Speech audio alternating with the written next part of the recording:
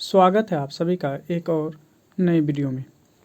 आज के वीडियो में हम लोग अर्थमेटिक प्रोग्रेशन यानी हिसाबी तस्आद को जानने वाले हैं और इससे रिलेटेड कैसे सवाल आते हैं वो हम आपको बताएंगे। तो चलिए वीडियो को शुरू करते हैं। वीडियो शुरू करने से पहले आपसे एक छोटा सा रिक्वेस्ट, यदि आप हमारे चैनल को सब्सक्राइब नहीं किए हैं तो आप हमारे चैनल को सब्सक्राइब कर ज़रूर जुड़ें और वीडियो को लाइक भी ज़रूर करें। तो अर्थमेटिक प्रोग्रेशन के बारे में हम बात कर रहे हैं, जिसको हम उर्दू में हिसाबी तस्आद कहते हैं। हिसाबी तस्आद कहते हैं। अब देखिए ये होता क्या है, किसको हम अर्थमेटिक प्रोग्रेशन कहेंगे, चलिए उनको पहले समझ लेते हैं। देखिए उससे पहले एक छोटा सा यानी टर्म है, इस टर्म को हम समझ लेते हैं। फर्स्ट टर्म, इसमें एक यानी फर्स्ट टर्म यूज होगा जिसको हम पहला रुकून कहते हैं, जिसको हम ए से रिप्रेजेंट करेंगे। किससे? ए से। और दूसरा है आपका कॉमन डिफरेंस, जिसको मुश्तरक यानी फ़र्क कहेंगे, यानी वो क्या होता है? डी होता है। तो डी हो गया कॉमन डिफरेंस के लिए। और पहले टर्म के लिए हम लोग फर्स्ट टर्म के लिए ए का यानी इस्तेमाल करेंगे।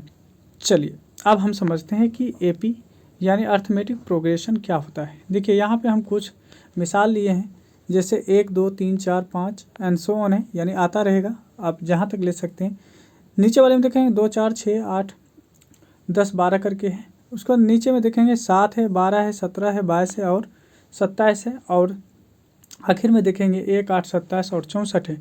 इसमें हम किसको एपी कहेंगे, किसको एपी नहीं कहेंगे, उसको समझ लेते हैं। देखिए यहाँ पे हम अगर पहला मिसाल देखें तो 1 2 3 4 एंड सो ऑन है, हम इस तरह से ले लेते हैं। अब देखिए यानी 2 और 1 के बीच का फ़र्क क्या है, यानी 2 में से 1 को आप सब्ट्रैक्ट कर लें, घटा लें, निकाल लें तो बचेगा 1। फिर 3 में से आप 2 को घटा लें, कितना बचेगा? 1। 4 में से 3 को घटा लें, कितना बचेगा? 1। ठीक है। इसी तरीके से अगर हम यहाँ पे देखें तो 4 में से 2 को निकाल लें, कितना बचेगा? 2। 6 में से 4 को निकाल लें, बचेगा 2। 8 में से 6 को निकाल लें, बचेगा 2। 10 में से 8 को निकाल लें, बचेगा 2। 10 में से यानी 12 में से 10 को निकाल लें, बचेगा 2। नीचे में देखें यानी 12 में से 7 को निकाल लें, बचेगा 5। उसके बाद 17 में से 12 को निकाल लें, बचेगा 5। 22 में से आप 17 को निकालेंगे, बचेगा 5। उसके बाद 27 में से 22 को निकालें, बचेगा आपको 5। अब नीचे वाले में आ जाइए। 8 में से 1 को निकालेंगे, बचेगा 7। उसके बाद 27 में से आप जो हैं 8 को निकालें तो बचेगा 19। और 64 में से 27 को जब आप निकालेंगे तो बच जाएगा आपको यहाँ पे 47। ठीक है, इस तरह से आया। अब देखिए पहले मिसाल को, दूसरे मिसाल को, तीसरे मिसाल को, तीनों मिसाल में अगर आप देखेंगे तो दोनों यानी हर एक टर्म्स का जो है जो डिफरेंस आ रहा है, जिसको हम सब्ट्रैक्ट किए वो सेम आ रहा है। जैसे इसमें 1 1 1 आ रहा है, इसमें 2 2 2 आ रहा है और इसमें आपको 5 5 5 आ रहा है, यानी सेम डिफरेंस आ रहा है। अब हम यहाँ पे आपको बता दें, जिसका हर एक टर्म का डिफरेंस सेम आता है, एक जैसा ही आता है, वो आपका एपी में होता है, वही आपका एपी कहलाता है।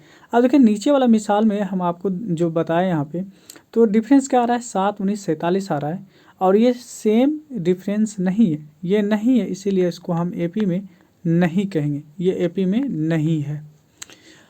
उम्मीद करते हैं आप इस बात को समझ चुके हैं।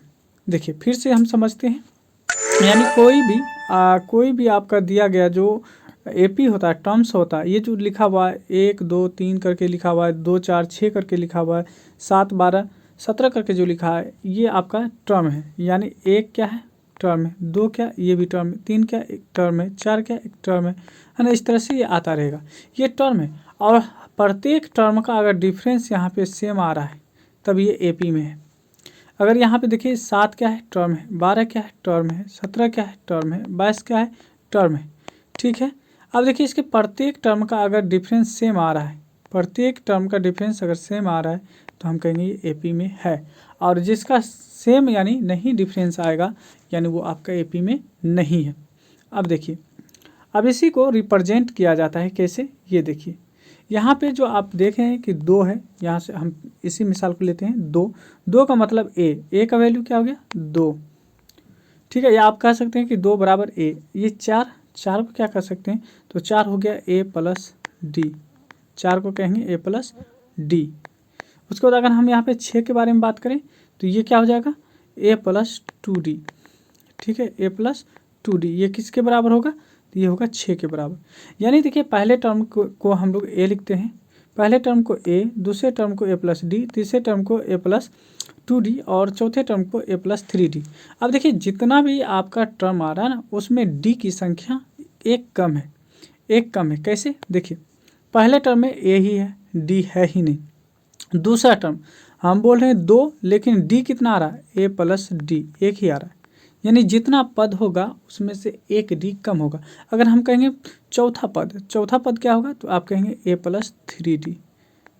समझ रहे हैं, क्योंकि a भी एक आपका यानी टर्म है और ये टर्म जो होता है 3d यहाँ आ गया और पहला टर्म जो है यहाँ पे a है, तो 3 1 4 हो ही जाता है। इसलिए यानी हम लोग जब कहते हैं फोर्थ टर्म क्या होगा, ठीक है, फोर्थ टर्म क्या होगा, तो फोर्थ टर्म्स के लिए हम लोग क्या लिखते हैं a प्लस 3d। अगर कहेंगे 6 टर्म क्या होगा, 6 टर्म के बारे में पूछेंगे तो a प्लस 5d, क्या लिखेंगे a प्लस 5d। क्यों, a पहले से ही एक टर्म है और 5d लगाएंगे तो दोनों मिलकर क्या हो जाएगा 6। और इसी को कहते हैं जब आप कोई भी टर्म निकालना चाहते हैं तो उनकी संख्या में से एक को आप क्या करें, कम करके लिखें। यहाँ इसका मतलब यही है a प्लस, आप देखिए जैसे कहेंगे 27 टर्म में a हम पहले ही लिख दिए तो अब बच जाएगा क्या, 27 में से एक निकाले, 27 का मतलब n का मतलब 27 में से एक निकालेंगे 26 और d का d लगा देंगे। उम्मीद है कि आप इस बात को समझ रहे होंगे। चलिए अब इससे जुड़े हुए कुछ सवाल को हम लोग देखते हैं। अब देखिए यहाँ पे हम लोग क्या निकालने वाले हैं, तो हम लोग कुछ यानी अरकान निकालने वाले हैं, यानी एपी के जो हो कुछ टर्म्स को हम आगे फाइंड करने वाले हैं। देखिए यहाँ पे करा है अगर एपी का पहला रुकन यानी ए, ठीक है, 10 है और इसका मुश्तरिक ये जो फ़र्क है जिसको हम डिफरेंस डी कहते हैं वो भी आपका 10 है, तो कहता है 3 अरकान होगा। तो इनके आगे का 3 अरकान क्या होगा, तो अभी हम बताएं पहले टर्म के लिए ए लिखते हैं, दूसरे के लिए a प्लस डी और तीसरे के लिए a प्लस 2d। आपको बोले थे जितना यानी कहेगा उसमें से एक डी को निकाल लेंगे। यानी दूसरा टर्म करा है तो a प्लस 1d, करा तीसरा तो a प्लस 2d, क्योंकि 3 बोला लेकिन हम लिख रहे हैं यहाँ पे 2। अब देखिए a का वैल्यू क्या है 10, तो यहाँ पे लिखेंगे 10।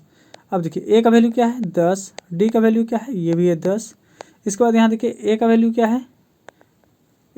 है, ये है आपका 10 और 2 इंटू डी का वैल्यू क्या है 10।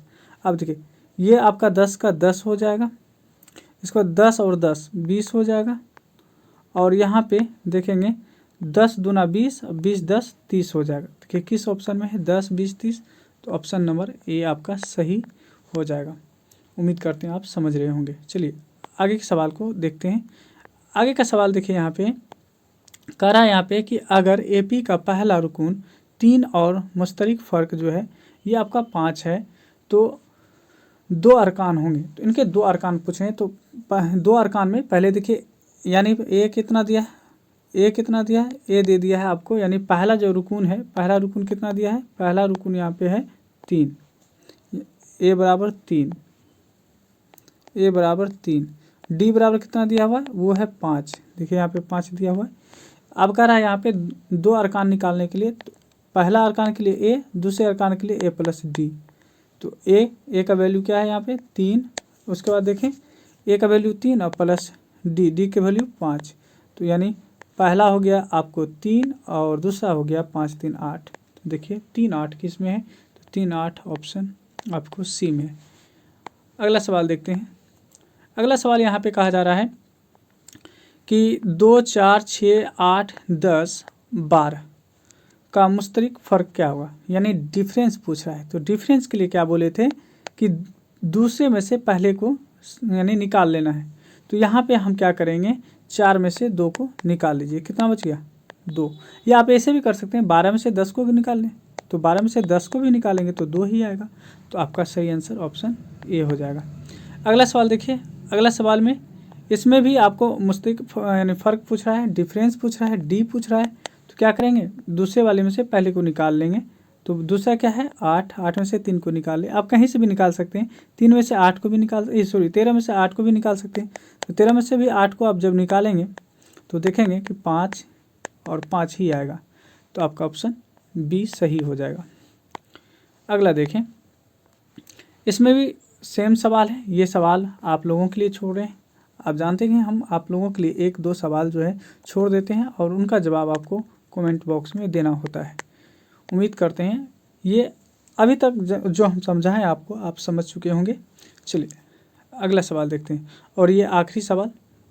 ये देखिए, ये सवाल इसमें भी कह रहा है 3/4, 5/4, 7/4, 9/4 का मुस्तकिल फ़र्क क्या होगा। डी पूछ रहा है, तो डी निकाल लेंगे, यानी दूसरे में से पहले को निकाल लेंगे। तो दूसरा क्या है 5/4, इसमें से निकाल लेंगे किसको 3/4 को, ठीक है। एलसीएम लेंगे तो 4 आएगा, 4 में 4 से डिवाइड कीजिए, यानी 1 को 5 से मल्टीप्लाई कीजिए तो 5, यानी फिर यहाँ पे माइनस, और 4 को यानी इस 4 से इस 4 में डिवाइड किया जाता है। तो जब डिवाइड करेंगे तो एक बार में यानी डिवाइड हो जाएगा। उसके बाद 1 को 3 से मल्टीप्लाई करेंगे तो 3 ही होगा। अब देखिए 5 में से 3 को निकाल लें तो बच जाएगा 2/4। देखिए किस ऑप्शन में 2/4 है, तो 2/4 आपका ऑप्शन ए में है। या फिर इसको ऐसे भी कर सकते हैं, इसको आप काट सकते थे, 1/2 हो जाता, और किसी ऑप्शन में होता तो फिर वो आपका सही आंसर हो जाता। उम्मीद करते हैं कि आज का वीडियो आप लोगों के लिए हेल्पफुल रहा होगा। यदि आप लोग हमारे वीडियो से रेगुलर प्रिपरेशन करना चाहते हैं तो आप हमारे चैनल को सब्सक्राइब करें और वीडियो को लाइक ज़रूर करें। मिलते हैं नेक्स्ट वीडियो में।